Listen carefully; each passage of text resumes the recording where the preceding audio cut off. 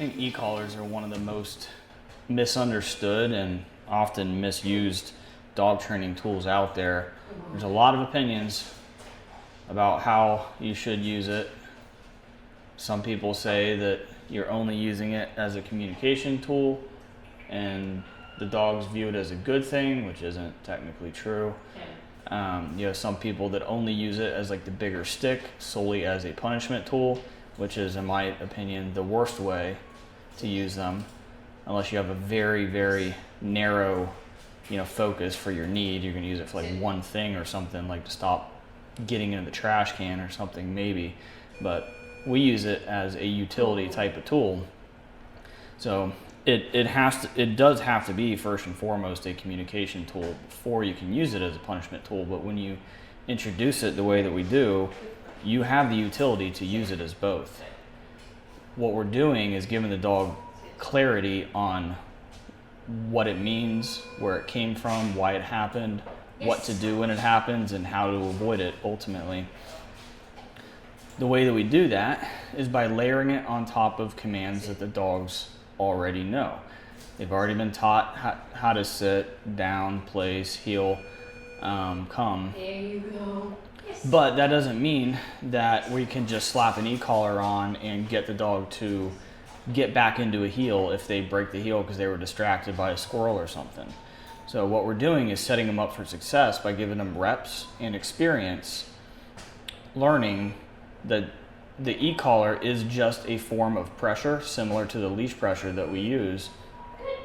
And that pressure is something that they can and should be in control over. Meaning, if the e-collar pressure comes on, they can turn it off by doing a specific thing. But we have to show them how to do that to build their confidence and understanding. Yes. And we can't just start using it with everything. We can't just introduce it once or twice and be like, okay, they understand it, I can use it with everything now. We have to introduce it with one thing at a time to make sure they're proficient and they understand, in this context, if I get out of the heel position and the e-collar comes on, I turn the e-collar off by getting back into the heel position. This is called escape training or negative reinforcement. It is not as complicated as it sounds. What we're doing here in the escape training phase of this, when we're introducing the e-collar on the heel positioning with Cannon here, is we're trying to set up the rep so that he has the opportunity to move into the heel. So we don't want him already in the heel position. He has to be out of position. We're going to begin the rep by turning the e-collar on. And if he doesn't do it immediately, we'll just help him. Like, there's no way he can lose these reps. He's guaranteed to win.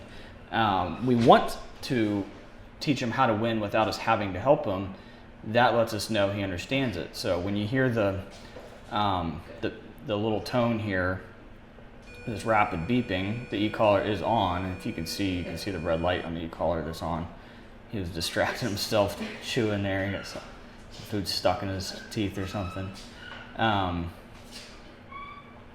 if you watch here, he's looking at Kayla. What are we doing here? She turns the e-collar on. Bam, he gets there.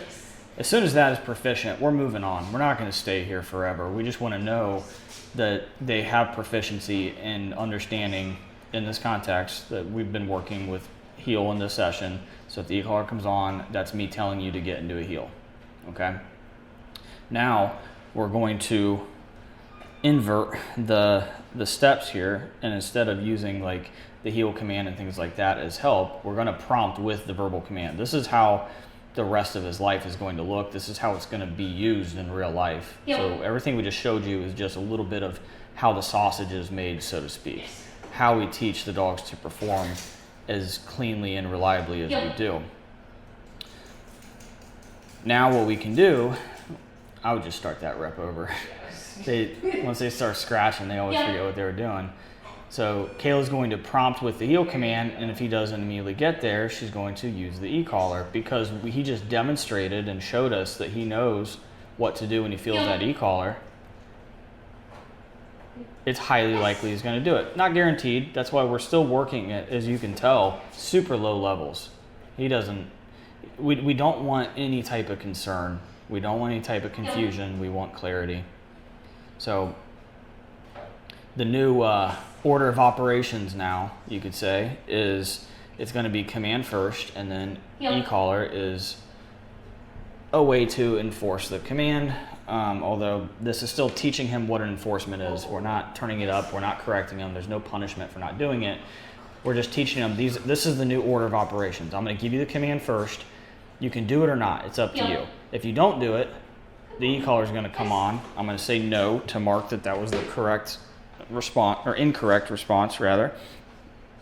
And then when he performs correctly to turn the e-collar off, because he knows how to do it, we reward him just like always.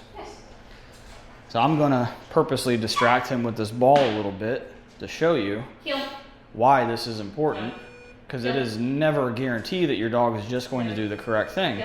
They're going to make the wrong decision sometimes. They're going to be distracted by a competing motivator, which this tennis. See, this is a form of a distraction. Me just standing here with a tennis ball. I'm not doing anything crazy. But we have to give him the time to learn. If I get distracted by something and I try to blow off the command that I was given, there are now rules to it. We can't enforce rules until we teach what they are, though. So this is how we teach what they are. It takes a ton of reps. But when you do it, you gave them the benefit of the doubt, allowed them the time and experience to learn what this new structure is and expectations. Now you can extrapolate this and expand on it and zoom out and picture yourself on a walk with your dog that likes to blow you off and pull and lunge and bark at other dogs when they see him and stuff, and you're yelling at him trying to get him back in a heel and why it's never going to work. But if you had taught them this way and he breaks the heel position because somebody's messing with them or another dog's messing with them, and you have a way to get through to him when his brain is not working properly, when he's super distracted and genetics and instinct are taking over, if you have a way to reach out and communicate with them, hey, not that, do this instead, now you have reliable training. Yes, go.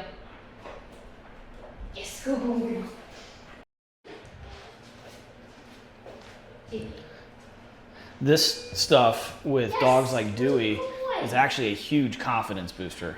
A lot of people might think, like, with an anxious, nervous dog, you shouldn't use something like an e-collar, but like, it gives them confidence because we're teaching them they have control. This isn't stuff that is just happening to them they can't control. So when he understands what to do, look at that. Yes, what a good boy. He's starting to come out of his shell. We're getting him weaned off the anxiety meds that were probably just making him feel worse. Look at that, good boy. It's one of my favorite parts of the training process, to see these guys come out of their shell and start performing. And it's, again, like, all anxiety in dogs is just a lack of evidence. Of evidence that life is not scary, they can win, they can succeed, and they do it by acting, not by hiding in their shell, hiding in their bubble. We want to give him as much evidence as we can that you are a brave dog. Yes, good boy. He's doing great. Getting this layered on top of recall is arguably one of the most important commands. Let's go. Let's go. Yes, good girl. If you need your dog to recall away from a distraction, a lot of times it's a pretty big distraction. No. Yes, good girl.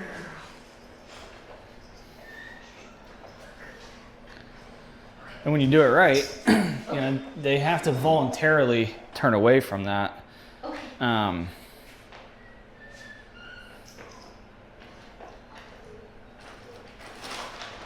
Like, you can't force it. If they really want something more than you, they will blow you off if you don't teach them this way.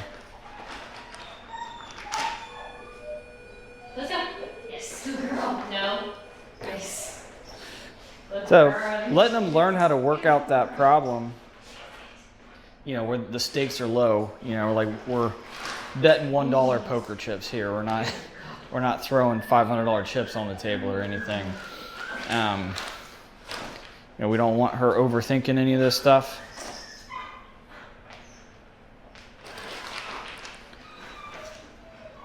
Just showing her how to solve the problem. If she's interested in something and the e-collar is telling her to return to the handler.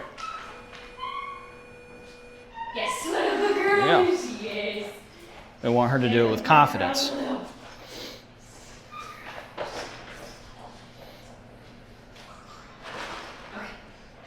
Try some bigger treats.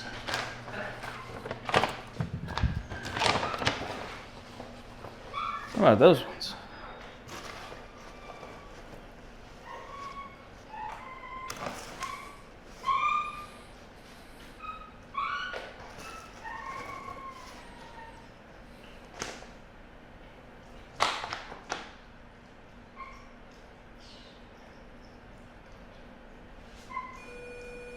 Let's go. Yes. No. Let's go. It's harder, huh? No. Good girl. There she is.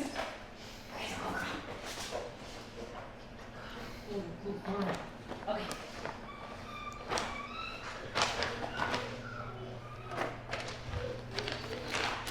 These are easier for you to chew.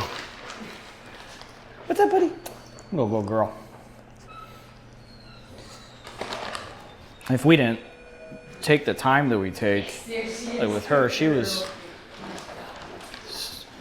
not this spunky when she first got here. It took her a minute to kind of warm up and get comfortable in a new environment. Which is not a, you know, she's not what I would call an anxious dog or anything, but for a lot of dogs, she's young too. You show up a brand new place, you don't know what to make of it. But if we were doing one of these shorter board trains, she wouldn't have time to work this problem out, and you have to just go right to consequences for non-compliance, and those, especially those doodles, man, they will just shut down on you. You'll see, like, we're not even halfway through the total training process yet. Let's go. Yes. Next week's video, you'll see what I'm talking about when all this stuff comes together, how quickly they go from not being trustworthy off leash to extremely. It happens fast. This is all still skill building.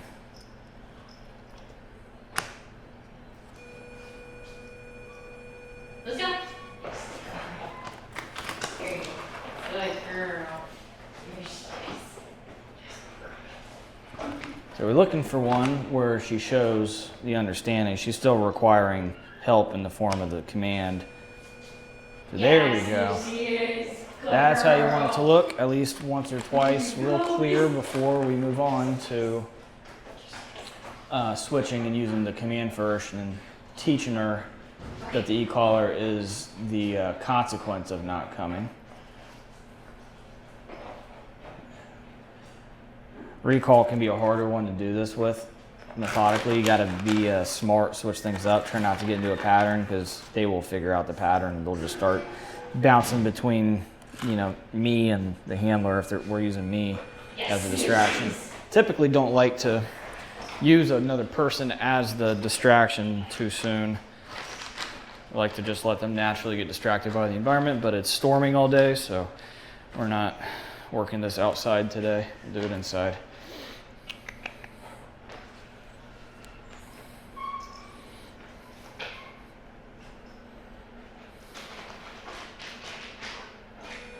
Yes, there she is. There we go. That was clear as day. That's what we're looking for.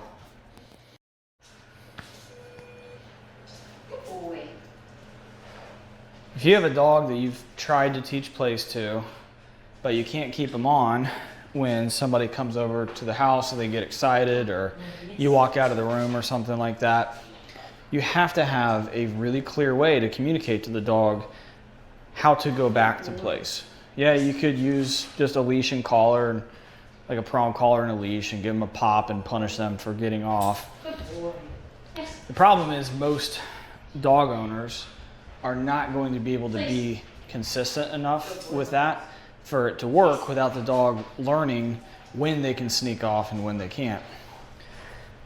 One of the aims of my program is to give pet dog owners all the tools in their toolbox that they need to make this stuff attainable for them. Basically, what I mean by that is I'm trying to make this as easy as possible for the dog and the owner by giving them the best understanding of what to do in a huge variety of situations. So if the dog breaks the place command, do you have a way to get them back that doesn't feel like a whole big production of you're chasing your dog around your house like a grease pig and getting frustrated with each other and stuff. So Miles here definitely knows how to go to place with it. All we have to do to proof this command a little bit is give him an opportunity to mess up. And if he doesn't, we're not going to set him up for failure. But we're looking for an opportunity to show him what happens when he breaks, and more importantly, what to do after, because it's going to happen. It's like you could try to proof this all day long till the end of the world, to where you tempt him and he doesn't get off, you tempt him, he doesn't get off, or he does and you just leash pop him back on there, whatever, and then he doesn't ever break. But that's not realistic. You can't set up every single scenario that's going to happen in their life. So let them make little mistakes at this stage of training and let them learn from them. So he's not falling for that, so I'm going to try a couple different things.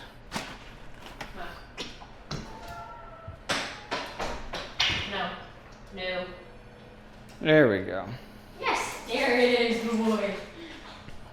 Again, the stakes are low. This isn't really, not even, just literally not even a punishment at this point.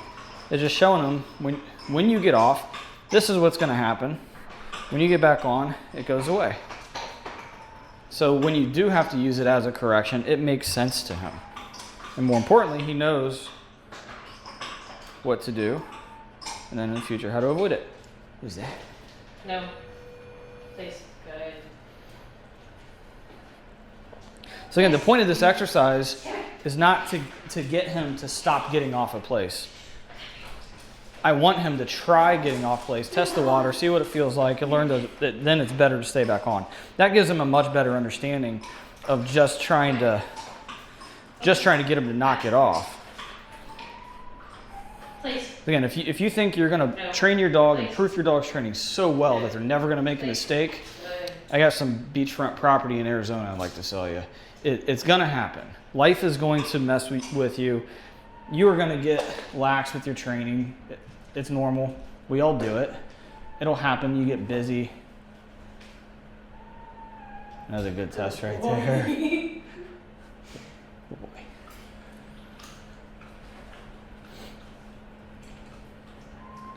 So what we're doing is we're essentially creating a fail-safe, a backup contingency plan, if you will. Please. Good. It's also what I call a recovery drill. Can your dog recover after they made the mistake? Recover meaning get back to what they were supposed to be doing? Or do you just have to rinse and repeat the whole exercise, start it over, set up again? That's not good enough. Good. So again, we're trying to make it fair. Like, if he makes an honest mistake, that's on him. I'm not forcing him to fail. I am rewarding him when he does not. I'm simply just giving him the options, and he gets to choose what to do with it. All right, gonna reward him. Yes.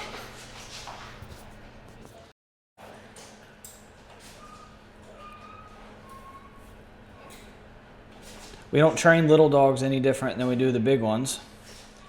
All the same principles apply. No. Arguably, some of them are more important.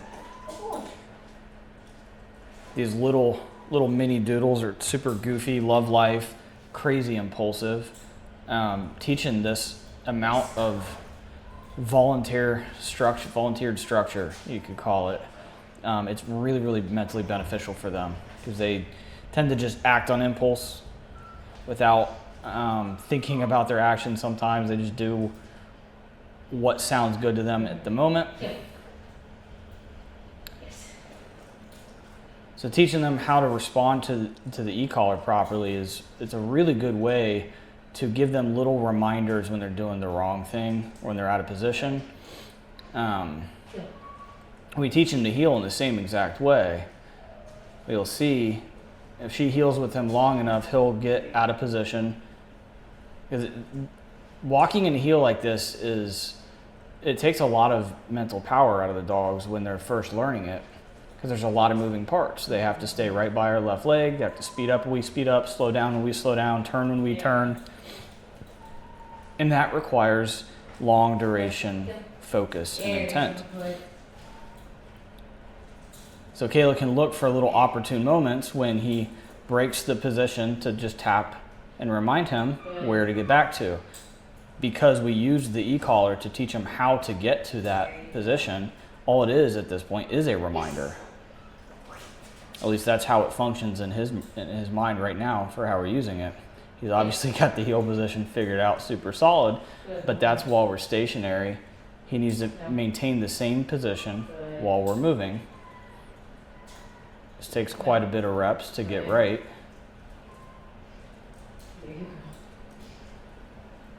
He's going to be super cool when he's done. He's so sharp. You just have to focus his mind and teach him how to maintain that focus on a task for a longer period of time. So right now, there's like right there, he was barely out of position. We'll tolerate little imperfections. Again, at this point, the stakes are low. We just try to continuously tighten everything up as we go, make it better as the days and reps continue. Because when we get to where he needs to walk in a heel past my kids that are, running around wanting to like, hey, can I come pet your dog? Stuff that's going to happen in real life. Yeah. And maybe you don't want those kids coming to pet him for whatever reason. You need to be able to tell the dog what he's supposed to do while you handle that situation.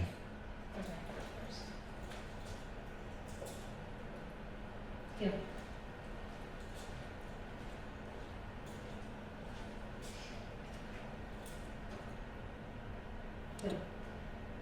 No. Yeah. Good. There it is. Oh, yes, there it was.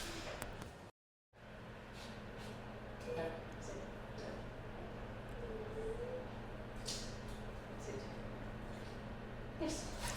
With some of these dogs that have spent their entire life not really ever having to figure out or adhere to rules or structure, you cannot just go right to punishment for non-compliance. You will absolutely hurt your relationship with that dog, because there isn't one yet. It's not fair to just flip the rules upside down on them either. So allowing them this time to learn and understand the rules saves any type of miscommunications, keeps you from introducing any conflict in the training. If we were to take this dog and like, well, you know how to sit, so now I'm going to give you a big hard prong collar pop or a high e-collar correction for not staying in the sit. He's going to completely go into avoidance. By avoidance, I mean like try to avoid us. He would just shut down. He'd be like, okay, well, this person's kind of a jerk. I don't want anything to do with them. And it doesn't matter how you try to rationalize it, it's the wrong way to do it. Just take your time and show them what happens when they make the mistake. When you do that, you see the clarity in their eyes. He's still gobbling up food, having fun with Kayla, but he's learning impulse control, something he never, ever had before. It's not a super easy thing. Yes.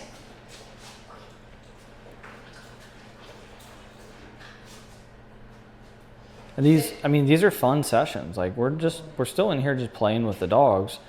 These games now just have rules to them. Yes. If you want your dogs to listen reliably, this is where it starts. If they cannot do it dang near perfection in this empty room with nothing else going on, you do not stand a chance as soon as you go outside or you have just normal everyday life going on in your living room. That's not the place to teach the rules. No. Having this as your classroom, so to speak, it's really, really beneficial.